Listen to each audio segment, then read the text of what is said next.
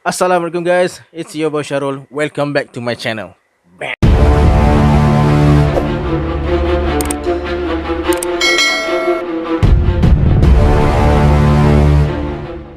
Terima kasih guys sebab dah klik video ni. Bagi korang yang belum subscribe, please tekan tombol merah tu dan jangan lupa tekan loceng notification sekali supaya korang akan jadi orang yang pertama dapat notification bila aku upload video nanti. Untuk pengetahuan, bagi korang yang follow cerita bercakap dengan jin, aku akan upload setiap hari Jumaat pukul 8.30 malam. Yang mana baru nak follow cerita tu, korang boleh tekan link dekat sini.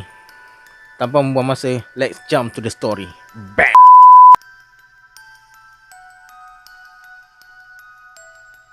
Kisah yang aku nak ceritakan ni berlaku pada tahun 2002 berkenaan seorang wanita berumur 60 tahun yang telah meninggal dunia, yang aku bagi nama Munah. Bukan nama sebenar tau. Arwah Munah ni memang seorang yang cantik. Tapi lepas dia meninggal dunia, pelbagai cerita seram yang heboh diperkatakan penduduk kampung. Ada yang menceritakan jelmaan yang menyerupai arwah Munah ni selalu dilihat balik semula ke rumahnya, mengganggu jiran dan kawan rapat dia. Ada jiran-jiran mendakwa mereka ternampak arwah Munah balik ke rumah di tengah malam, mengetuk pintu dan tingkap rumah kawan rapat dia. Ada beberapa kawan rapat arwah Munah bercerita mereka turut diganggu lembaga hodoh tu. Diceritakan pada satu malam, kawan rapat arwah Munah ni tengah basuh pinggan dekat dapur guys. Tiba-tiba kawan dia ni tergerak hati nak buka tingkap dekat depan sinki tu sebab dia tercium bau busuk dari arah luar rumah dia. Tapi sebaik saja tingkap dibuka, kawan dia ni terkejut guys. Apa yang dia nampak sangat menyeramkan.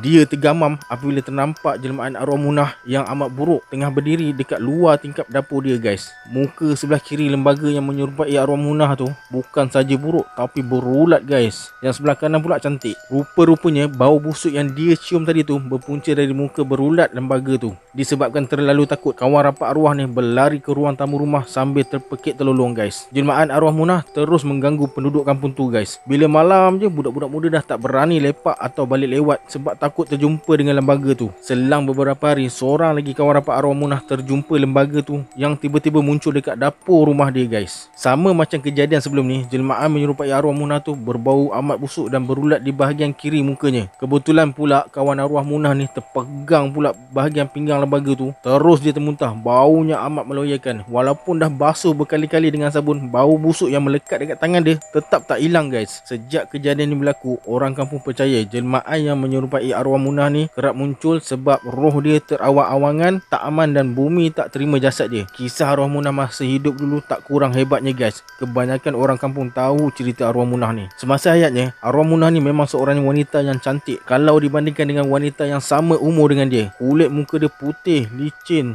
dan tegang walaupun dah berumur guys. Kecantikan arwah memang tak ada tandingannya kalau nak dibandingkan dengan wanita yang sebaya dengan dia, yang biasanya kulit dah kendur dan berkedut, tapi kulit arwah Munah tegang, badan pula ramping macam anak dara. Apa rahsia arwah Munah ni sebenarnya guys? Kecantikan luar biasa arwah tu disebabkan susuk yang ditanam dekat bahagian kiri pipi arwah. Itulah rahsianya. Rahsia tu arwah sendiri yang cerita dekat kawan rapat dia. Arwah pernah cakap kalau nak cantik, tanamlah susuk macam dia. Muka sentiasa berseri-seri, manis, tak jemu mata memandang. Sesiapa yang melihat mesti jatuh cinta. Diceritakan pula susuk yang dipakai tu bukan susuk sebarangan guys. Ada pantalaran dan syarat tertentu yang tak boleh dilanggar. Kalau si pemakai tak nak guna susuk tu lagi, hanya bomoh yang masukkan tu saja boleh keluarkan susuk tu balik. Tapi malangnya guys, arwah Munah tak sempat buang susuk tu sebab bomoh yang dia guna dulu dah meninggal dunia. Jadi susuk tu kekal dekat mukanya sampai jasad arwah disemadikan. Jelmaan menakutkan itu muncul selepas 3 hari jasad arwah Munah dikebumikan. Ia berlarutan sehingga hampir sebulan. Akibat tidak tahan diganggu, penduduk kampung sepakat untuk gunakan khidmat seorang ustaz bagi meredakan ketakutan orang kampung. Bacaan Yasin diadakan di atas kubur arwah. Selepas tu air Yasin tu dicurahkan di atas kubur arwah. Alhamdulillah, kejadian menyeramkan itu berakhir selepas 40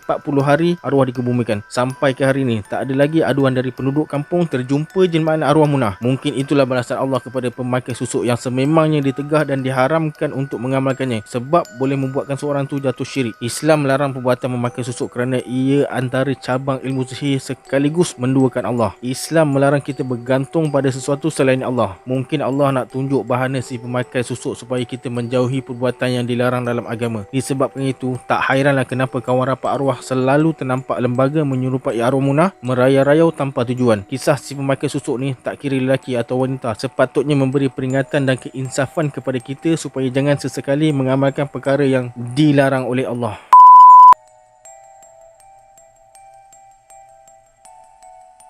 Cerita ni pernah gempar dekat Terengganu dulu, di daerah Marang. Dikatakan penunggu rumah pusaka ni telah mengganggu sebuah keluarga selepas rumah pusaka tu dirobohkan dari tempat asalnya. Jom, let's jump to the story. Malam Jumaat bulan November tahun 2011, Aiman dengan abang dia Abu, adik dia Ajib dan dua orang kawan dia Lee dengan Pat ditugaskan oleh ayahnya untuk merobohkan rumah pusaka milik arwah datuknya yang dah meninggal dunia 8 tahun lepas disebabkan ayahnya dah ada rumah lain tapi masih kukuh sebab diperbuat daripada kayu cengal yang tahan lama dan kuat. Hari tu Aiman datang berlima ke rumah pusaka tu yang terletak di Dungun. Sebaik sampai je di halaman rumah tu waktu maghrib, terkejut Aiman bila melihat halaman rumah tu bersih. Tak ada sebarang sampah atau daun yang gugur. Siapa pula yang selalu datang bersihkan dan jaga rumah ni? Aiman pijak lantai rumah tu, bersih tak berabuk pun. Bukan ke rumah pusaka ni dah ditinggalkan 8 tahun lalu? Mereka tanya penduduk yang tinggal sekitar rumah pusaka tu kalau ada orang yang selalu datang bersihkan rumah tu. Jawab jiran-jiran dekat situ, tak ada siapa pula yang datang sejak rumah tu ditinggalkan. Malam tu Aiman terasa lapar sebab belum makan apa-apa lagi sejak bertolak dari Marang. Lee ditugaskan untuk memasak nasi. Tapi pelik, dah sejam Lee masak, nasi tak masak-masak lagi. Yang hairannya, nasi tu dah mendidih tapi tak kering-kering airnya. Disebabkan nasi tak masak-masak juga, Lee curahkan je ke tanah. Aiman buat keputusan untuk pergi makan di rumah emak saudaranya yang terletak tak jauh dari situ. Selepas makan, Aiman berehat. Yang lain ada yang dah tertidur. Kira-kira pukul 10 malam, semasa mereka sedang tidur, Abu ternampak seorang perempuan tua berada di atas katil berkelambu berdekatan adik dia si Ajib. Ingat guys, Aiman, Abu dengan Ajib ni adik-beradik. Abu paling tua. Okey, sambung. Perempuan tua tu memandang tajam ke arah Ajib yang masa tu tidur dekat depan katil tu. Akibat terlalu takut, Abu terus melompat dan lari ke tempat kawan-kawan dia tidur. Kawan-kawan dia apa lagi terkejut lah. Kenapa si Abu ni tiba-tiba lari dengan mukanya yang pucat? Kejadian malam tu Abu tak bagi tahu sesiapa, termasuk adik dia, Aiman dengan Ajib. Esoknya sebaik saja Aiman dengan kawan-kawan dia yang lain bangun, mereka terkejut. Masing-masing dah beralih tempat tidur. Lee yang tidur dekat ruang tamu diangkat ke depan bilik air guys. Pat pula diangkat ke halaman rumah. Sebelum tu kawan-kawan Aiman ni tadi tidur dekat ruang tamu. Macam mana mereka boleh beralih tempat tidur pula? Masing-masing terus gelabah bercampur takut guys. Baru mereka teringat kisah-kisah seram yang pernah diperkatakan oleh jiran-jiran sebelum ni. Aiman pernah dengar bermacam-macam kisah seram yang diceritakan penduduk tentang rumah pusaka arwah datuknya, walaupun kesahihannya tak dapat dipastikan. Kononnya bila malam, lampu rumah pusaka tu akan menyala dengan sendiri macam ada orang tinggal. Selalu juga terdengar bunyi orang berjalan, berlari dan bunyi pinggan mangkuk berlaga macam ada orang tengah masak dekat dapur. Kadang-kala ada jiran terdengar suara orang ketawa, tapi bila disiasat tak ada siapa yang berada dalam rumah tu guys. Pagi tu selepas subuh, Aiman dengan kawan-kawannya buat keputusan nak roboh rumah tu. Atap diturunkan, dinding, lantai, gelegar dan tiang dicabut. Gelegar ni korang tahu tak macam mana rupa dia guys? Macam ni tempat tahan lantai tu, bawah tu kayu-kayu tu diorang panggil gelegar. Kerja-kerja merobohkan rumah tu memakan masa seminggu. Selepas tu semua alatan dan perkakas rumah pusaka tu dimasukkan ke dalam lori untuk dibawa ke Marang. Sampai di Marang, rumah pusaka tu didirikan semula di belakang rumah ayahnya. Rumah tu didirikan semula sebab nak bagi adiknya si Ajib tinggal dengan keluarganya, memandangkan si Ajib ni dah berkeluarga. Sebulan lepas tu barulah rumah tersebut berjaya disiapkan. Rumah yang menggunakan kesemua peralatan pusaka tu lebih cantik daripada asal. Bermula penghujung Disember, Ajib dengan isteri dan dua anaknya tinggal dekat dalam rumah baru tu. Mereka sekeluarga seronok sebab dapat memiliki rumah sendiri tanpa mengeluarkan perbelanjaan yang besar. Kebetulan pula si Ajib ni tak ada pekerjaan tetap. Dia bekerja sebagai tukang rumah. Korang tahulah, kadang ada job, kadang tak ada job. Kadang-kadang dia pergi mikat burung. Itulah kerja Ajib. Malam pertama, Ajib dengan keluarganya tinggal dalam rumah pusaka tu. Mereka sekeluarga terdengar suara perempuan mengilai selepas maghrib.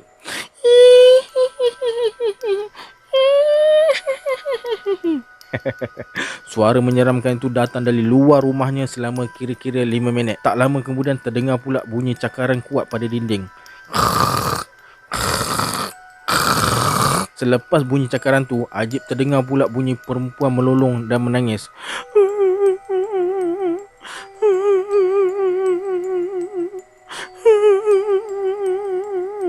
Kemudian terdengar bunyi serambi diketuk beberapa kali.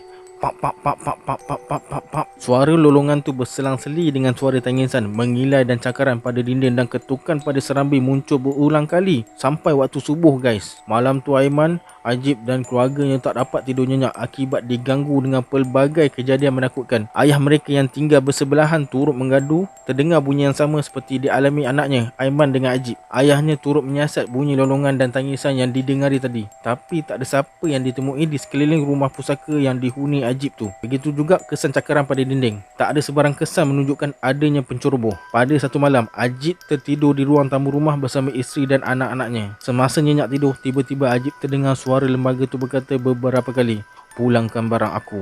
Pulangkan, kalau tidak hidup engkau aku musnahkan. Pulangkan barang aku. Pulangkan. Pulang.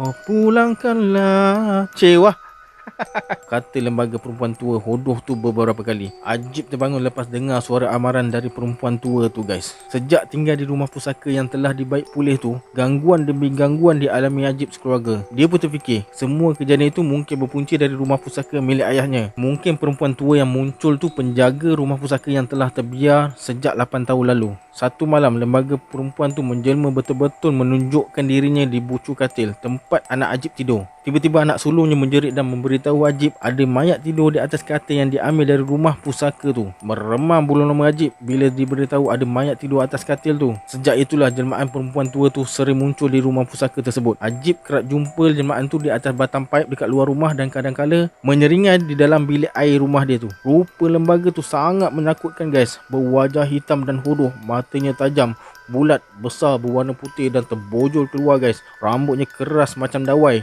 menggerbang menutupi badannya yang hanya tinggal separuh badan je. Lembaga tu terawang-awangan di udara dengan rambutnya yang mengurai sehingga ke lantai guys. Ajib dapati makhluk tu boleh menjelma dalam pelbagai bentuk dan rupa. Kadang-kala bongkok dan bertongkat, pada masa lain berselubung mukanya dengan kain batik yang lusuh. Raut wajahnya cukup bengis dan garang guys. Berbulan-bulan hidup Ajib diselubungi ketakutan disebabkan tak tahan diganggu. Berita mengenai Ajib yang diganggu sampai ke pengetahuan seorang ustaz yang tinggal di Kuala Lumpur. Melalui pengamatan ustaz tu, dipercayai terdapat 4 ekor jin yang menjaga rumah pusaka tu yang didiami Ajib sekarang. Akhirnya setelah melalui upacara pembersihan, kesemua makhluk tu berjaya ditangkap dan disumbatkan ke dalam 4 biji botol. Selepas itulah bayangan lembaga perempuan tu hodoh dan menakutkan tu tak lagi mengganggu keluarga Ajib. Sekarang barulah Ajib sekeluarga dapat tidur lena guys.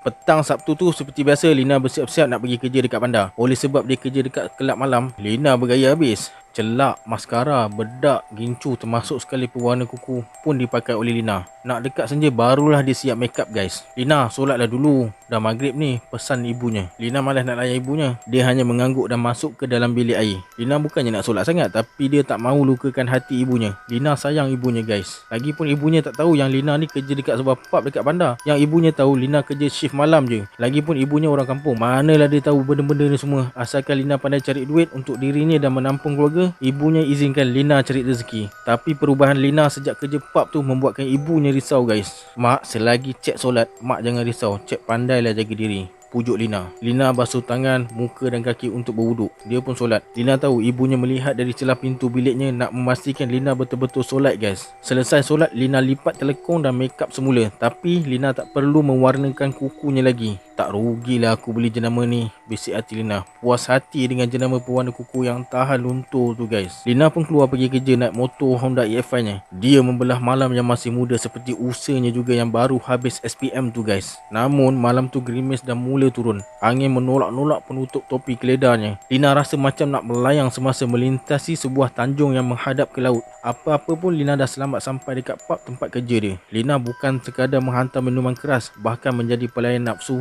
seks bagi pengunjung yang inginkan tubuhnya. Kalau harapkan gaji semata-mata memang tak cukup. Inilah pendapatan sampingan Lina. Malam tu Lina dapat 2 orang customer. Dekat pukul 4 pagi baru Lina pulang ke rumah. Dia separuh hayal akibat alkohol. Motosikalnya sekejap ke kanan, sekejap ke kiri. Nasib baik tak ada kereta. Semasa Lina menuruni jalan berbukit, dia hilang kawalan guys. Akibatnya motosikal Lina terbabas dan dia tercampak ke dalam semak di tepi jalan. Malangnya motosikal tu menggelongsor menimpa badan Lina. Dia ditindih motosikal dia. Beberapa hari kemudian orang terbau busuk ketika melalui jalan tu, dan apabila diperiksa ternyata mayat Lina dengan motosikalnya terbenam dalam semak sama belukar dekat kaki bukit tersebut. Tubuhnya telah berulat. Jenazah Lina dimandikan dan disemadikan. Beberapa minggu selepas kejadian, malam tu bulan mengambang penuh. Alif dengan Latif tengah berbual dekat atas pangkil depan rumah kawannya Fizul. Tak jauh dari situ terdapat sebatang jalan kampung yang suram diterangi cahaya bulan. Perbualan mereka berpindah dari satu cerita ke satu cerita yang lain, hinggalah si Fizul buka cerita hantu. Jembalang dah, pocong dah, langsui, toyol, hantu raya, apa lagi nama hantu yang hampa tahu?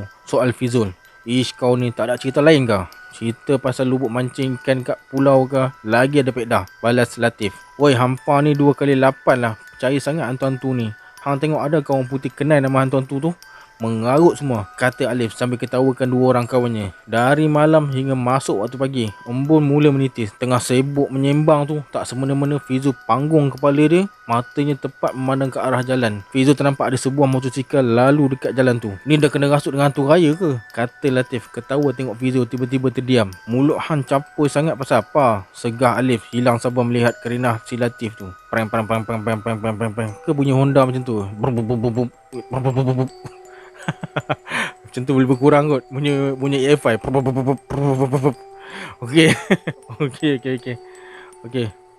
Bunyi enjin motosikal dipulas jelas kedengaran di telinga mereka bertiga. Spontan Alif dengan Latif pandang ke arah jalan. Mereka nampak Lina menunggang motosikal lalu dekat depan mereka sekaligus dengan bau busuk yang sangat busuk. Lepas Lina gaib dekat selekoh, mereka bertiga lari bertempiaran. Alif dengan Latif tidur dekat rumah Fizul malam tu. Kecoh sekampung pasal mereka bertiga ternampak arwah Lina menunggang motosikal. Memang jalan kampung tak banyak. Dulu jalan tu lah Lina selalu guna untuk pergi pekan dan bandar. Lepas kejadian tu, semakin ramai penduduk sekitar terserempak dengan arwah Lina menunggang motosikal. Tapi hantu Lina tak pernah ganggu orang. Cuma kehadirannya menggemparkan orang ramai. Biasanya waktu lewat malam, Lina muncul dengan baju kain kapan yang rabak dan serabai. Wajahnya elok hingga dapat dicam oleh sesiapa. Cuma ada riak kesedihan di wajah arwah Lina. Berbagai-bagai spekulasi timbul. Akhirnya ibunya sendiri mengakui bahawa dia telah bermimpi beberapa kali Lina muncul dalam mimpinya.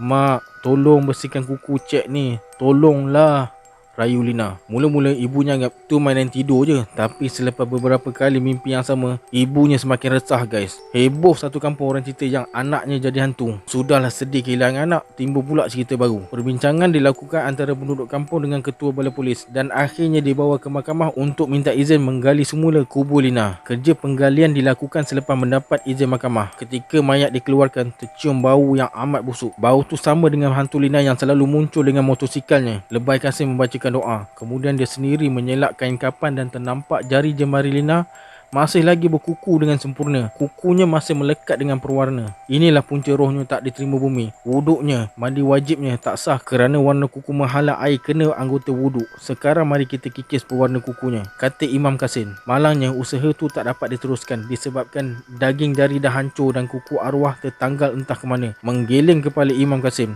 Jarinya dah reput, jadi kita terpaksa cabut kukunya, kata Imam Kasim. Dengan berat hati, Imam Kasim terpaksa mencabut kuku arwah Lina satu persatu sampai habis guys. Selepas tu jenazah dimandikan dan disemadikan semula. Mulai dari hari tu tak ada lagi cerita tentang arwah Lina berbau busuk menunggang motosikalnya lalu ikut jalan-jalan kampung pada waktu malam. Kisah ni menjadi pengajaran bagi anak-anak gadis supaya tidak mewarnakan kuku kalau tak mahu jadi seperti Lina, berkeliaran menjadi hantu. Mengikut hukum, pewarna kuku menghalang anggota wuduk daripada terkena air wuduk. Jika berwuduk maka wuduknya tidak sah, maka solatnya juga tidak sah. Mandi wajib juga tidak sah. Jadi beringatlah sebelum terkena. Ikutlah cara hidup Islam agar tidak tertimpa perkara yang tidak diingini di kemudian hari guys. Guys, macam mana dengan 3 cerita tadi? Ada pengajaran tak? Cerita pasal susuk dengan pewarna kuku tu. Nampak macam remeh je kan pewarna kuku tu, tapi itulah. Terima kasih guys sebab dah tonton video ni. Hari Jumaat ni jangan lupa sambungan cerita bercakap dengan jin. Okey, adiosa.